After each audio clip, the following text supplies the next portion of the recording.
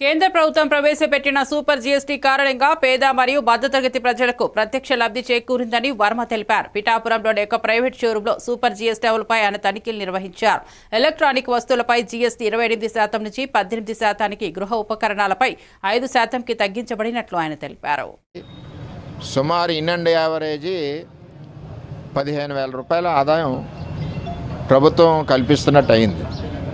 ఈ GST implementation కూటమి ప్రభుత్వం చంద్రబాబు నాయకత్వంలో ప్రతి చోట అవుతుందా లేదా అన్నదే ఒకసారి చెక్ చేయడానికి మేము రావడం జరిగింది.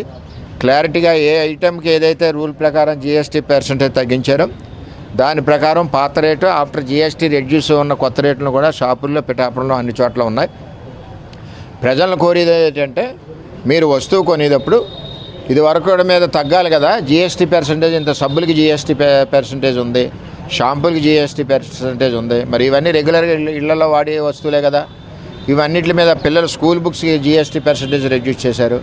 అంచేత ప్రజలు కూడా ఒక షాప్కి వెళ్ళినప్పుడు అడగాలి.